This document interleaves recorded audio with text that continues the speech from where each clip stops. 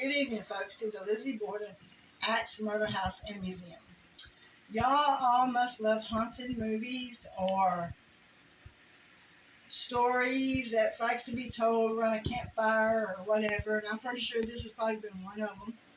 But this is a story about a lady named Lizzie Borden, of course, who had a sister, a father, and a stepmother who she did not get along with. If you'd ever seen... Need to walk more. If you've ever seen Ghost Adventures with Zach Bagans, he has been to the Lizzie Borden house in Massachusetts. And I've watched that faithfully over and over and over again. Especially when the axe was found that they had on showcase, the security of the place, the lady that kept up the place, said that whoever had touched it would have dreams through the night. And so, of course, you know, she said she has dreams of Lizzie Borden coming to her and that her father coming to her and telling her and whispering to her in her ears through the night. So, of course, my passion is haunting stories, haunted movies, haunted hay-rides, anything that deals with the haunt, I'm there. So, anyway, she had this stepmother, Lizzie did, and they didn't get along very well, which has been told through different stories, which they've all ended up being the same thing. Well, the last time that Mrs. Borden was seen was from the infamous Lizzie and the maid Bridget. And Lizzie was, I think, ironing handkerchiefs or something downstairs, and Bridget was out probably washing windows or banging laundry. But the last time that Mrs. Borden was seen was at 9, but she was found at 9:30, an hour and a half before her father was murdered. And Lizzie wasn't very close with her father either, because she thought that he was taking Mrs. Borden's side than her side. And she liked to tell big stories, whopping stories, to try to get her way and get money, whatever she could get off of her father, she would do so. And she had a sister, Emma, and she was out of town. And so it was just the two plus Mrs. Borden at the house. And Mrs. Borden was upstairs, probably making the bed that her uncle, Lizzie's uncle John Morse, had slept in the night before. And the maid hadn't seen her, you know, since she was out and about talking to her, telling her of her duties. So when she was found at 9:30, she was found face down on her tummy, and her head was full of blood. She was laying in a puddle, and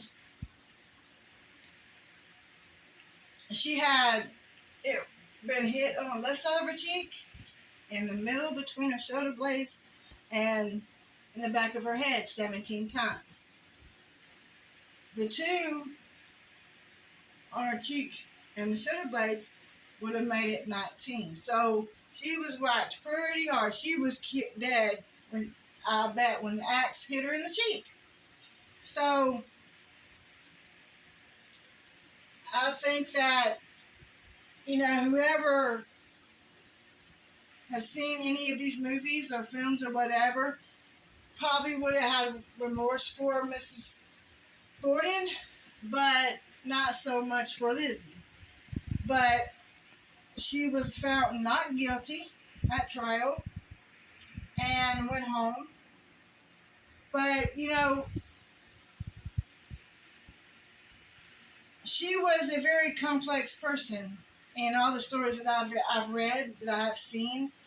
And, you know, and watching Zach Bagans, which is like my favorite paranormal out there,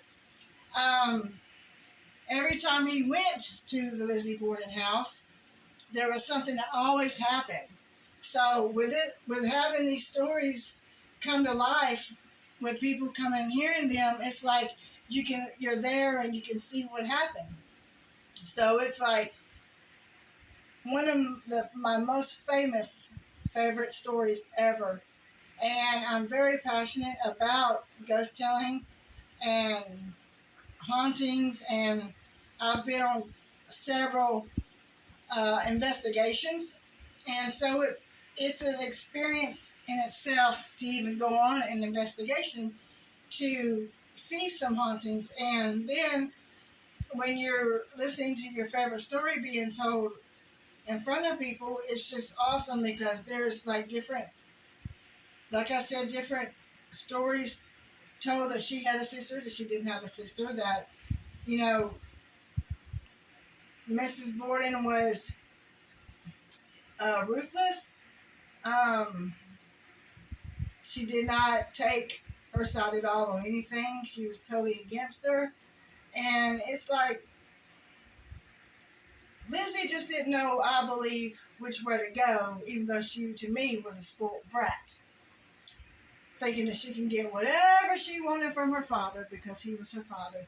So jealousy, I think, was in the game of it all, because she had a stepmother who was taking her dad's time, her dad's money, and it was all being taken away from her and her sister Emma, and she didn't like it. So that's why I believe that she went and she committed this crime to her stepmother and to her dad, because if her stepmother was killed last, or if her dad was the only one killed, then, you know, she probably would think that all of her stepmother's family would have gotten all the income, so she just got rid of both of them. So it's a fascinating story. It's one to be seen up close and personal, and it's so nice to be able to tell it to all of you. And that is my initial audition. My name is Shannon Bradford. Thank you.